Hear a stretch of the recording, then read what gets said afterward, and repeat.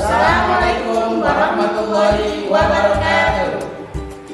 Kelompok kami akan melakukan praktek coaching sebagai salah satu tugas demonstrasi kontekstual pada modul 2.3. Selamat menyaksikan.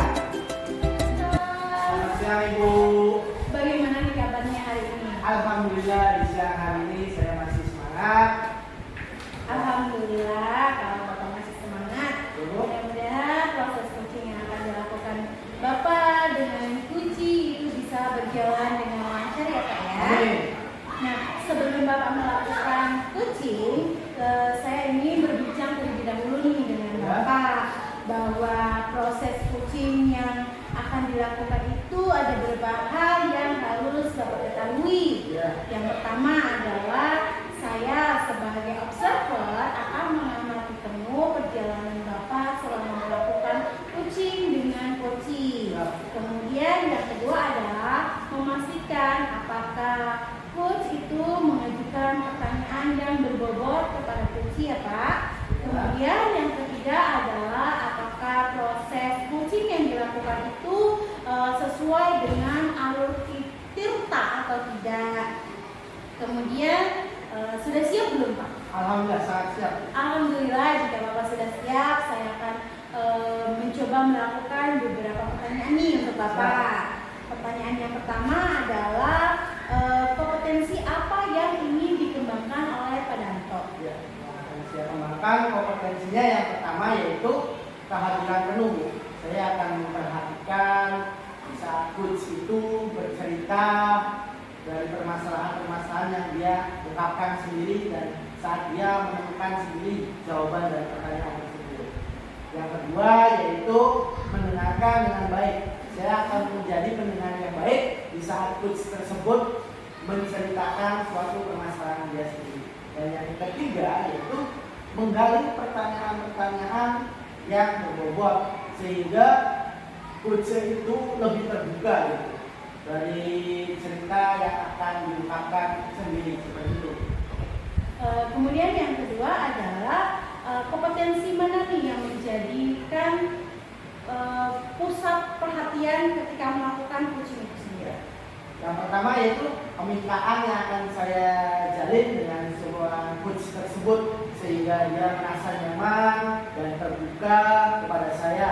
Dan yang kedua proses kreatif. Di sini proses kreatif itu saya menggali pertanyaan sehingga menjadi lebih nyaman untuk dia. Dan yang terakhir itu memaksimalkan potensi yang ada dalam coach tersebut. Pertanyaan yang ketiga Pak, indikator apa yang ingin Bapak capai selama proses coaching berlangsung? Saya akan menggali pertanyaan-pertanyaan berbobot. Kalau itu juga saya akan menggali potensi yang ada di coach tersebut Bu. Sehingga dia bercerita itu nyaman, mengalir sendiri dan dapat menemukan potensi jawaban dia sendiri dari permasalahan yang dia hadapi. Seperti itu Bu.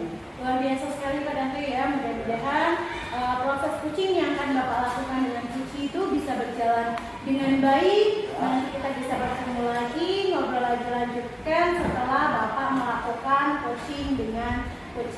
Saya akhiri. Assalamualaikum warahmatullahi wabarakatuh. Waalaikumsalam warahmatullahi wabarakatuh. Terima kasih Bu Sri. Terima kasih Pak Danto. Assalamualaikum Pak Ubed. Waalaikumsalam Pak Danto. Bagaimana kabar hari ini? Alhamdulillah sehat Pak Danto. Tadi Pak Ubed WA ke saya ada yang mau dibicarakan tentang sesuatu hal. Ada apakah silakan Pak Ubed? Ya, saya pengen cerita Pak Danto. Di sekolah saya kan banyak guru yang belajarnya masih natural, Ya. masih zaman dulu lah. Padahal dunia ini sudah modern. Ingin saya belajar itu menggunakan digital, kemudian belajar itu menyenangkan sama siswa, seperti itu Pak Danto. Oke, terima kasih. Apa yang akan disampaikan hari ini Pak Ubed tentang topik apa yang akan kita bicarakan? Ya, tadi saya sudah katakan bahwa keluhan saya itu di sekolah saya masih banyak guru yang mengajarnya menggunakan tradisional. Jadi siswa itu terkesan diberi tugas dan model pembelajarannya adalah teacher center. Saya ingin di kurikulum Merdeka ini harus menggunakan pembelajaran student center, kemudian menyenangkan, syukur-syukur ada kegiatan pembelajaran outing class, pembelajaran berbasis audio, berbasis PPT dan sebagainya. Saya ingin modern seperti itu. Dari yang Pak Ubed utarakan tadi, ada di fase berapa kira-kira Pak Ubed? Posisi yang sekarang ini ada di fase 5 Pak Danto. Fase 5. Fase 5. Target dari yang Pak Ubed rencanakan itu akhirnya berada di level berapa? Fase berapa? Saya menginginkan kalau teman-teman mau diajak berubah, saya menargetkan di level 9. Level 9. Level 9. Oke. Dari target tersebut, apa yang akan Bapak rencanakan? Iya baik. Saya menargetkan kepada teman-teman supaya berubah cara pembelajarannya dengan cara saya mengajak untuk melakukan pembelajaran sebaya. Ya. Kemudian saya juga menargetkan adanya IHT di awal tahun. Kemudian menyarankan ke teman-teman untuk mengikuti diklat atau workshop. Ya. Kemudian saya juga membimbing teman-teman untuk sama-sama belajar. Seperti ini belajar yang terbaik dengan menggunakan teknologi yang modern seperti itu. Sangat luar biasa strategi yang akan diterapkan oleh Pak Ubed. Semoga strategi tersebut dapat terrealisasi. Kira-kira berapa bulan targetnya Pak Ubed strategi itu dapat dijalankan, dan mulai kapan yang strategi yang akan Pak Ubed jalankan itu diterapkan? Baik. Saya akan menerapkan strategi ini karena ini sudah mendekati akhir semester. Ya. Jadi posisinya nanggung, saya akan mulai Januari di semester 2. Target saya kira-kira guru-guru itu sudah mahir, sudah menggunakan semua IT di bulan Desember. Di bulan Juni. Sehingga di tahun depan kita sudah tidak ada lagi trial untuk pembelajaran, kita sudah semua diterapkan dalam dunia teknologi yang menyenangkan pembelajarannya. Luar biasa, dari program-program yang atau strategi yang Pak Ubed tadi jelaskan itu sangat luar biasa dan semoga dapat terrealisasikan. Untuk menuju program tersebut, siapa saja yang akan dilibatkan untuk membantu tercapaian program Ubed? Ya, tentunya yang pertama adalah saya akan melibatkan komunitas praktisi dulu pada kemudian kita musyawarahkan dengan praktisi komunitas. Setelah kita matang dari komunitas praktisi, saya akan ngobrol koordinasi dengan kepala sekolah.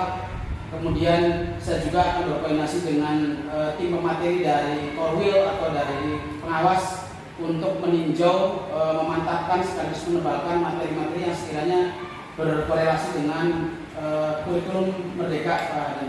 Luar biasa sekali. Ya. Semua yang dilibatkan untuk tercapainya program yang Bapak lakukan.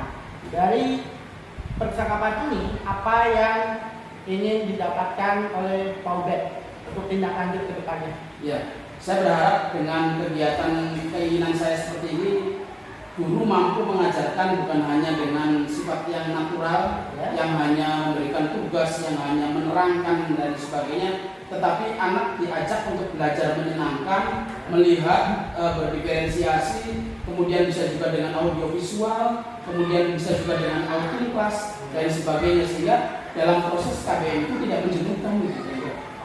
Luar biasa.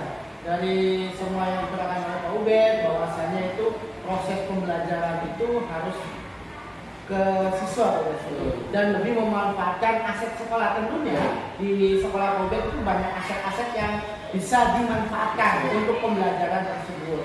Semoga apa yang Pak Ubed rencanakan dan apa yang Pak Ubed programkan dengan melibatkan komunitas praktisi itu dapat terlaksana dan dapat tercapai dengan positif. Semoga di obrolan ini dapat kembali kita lakukan di lain kesempatan, Ubed. Perasaan yang Pak Ubed rasakan itu seperti apa setelah kita ngobrol seperti ini, Pak?